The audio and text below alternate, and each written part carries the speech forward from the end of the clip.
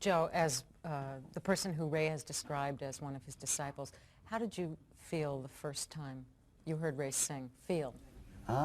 That's hard to explain, except that I stopped listening to everybody else. It was like a... That's really, a nice compliment. Thank you, Joe. No, really. Because like everyone heard what I say, of course, but like once I heard, like when Ray did the song "I Believe to My Soul," and then I knew that there was something deeper there. It was like in rock and roll. Before I heard Ray, I'd never quite heard the church element, you know, the gospel line. So he introduced my ears to a new wealth of a new range. That they just didn't stop with the blues, you know. I mean, the man has done so much for the, you know, changing, so many lives, so many musicians' lives, what he did back then and what he's still doing now.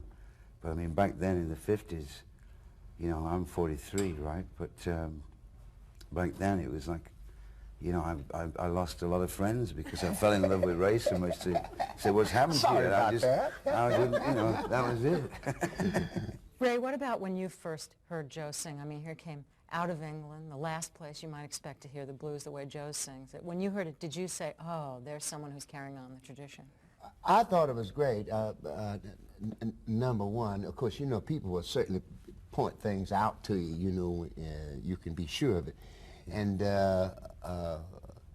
when I first heard Joe Cocker sing, you know, I said, you know, for once, I can hear somebody sing and realize there is feeling in it. In other words, there's a difference between, you know, when somebody tries to emulate you and it's a poor copy, if you know what I mean. There's another thing when you hear the person and his soul. And what you know is happening is that the person must have heard a little bit. It's just like a good writer who reads Hemingway, for instance. He's not trying to be Hemingway, but he takes from him the good thing that he can use for himself.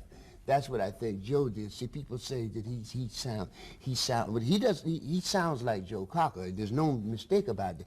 But what has happened is he has taken some of the things that he's heard, as he says, over the years from me, and put himself into it and made it fresh, and I like that. God, Ray, how beautifully put, man. You know, because I owe Ray so much, I hate to think, here he goes again, you know.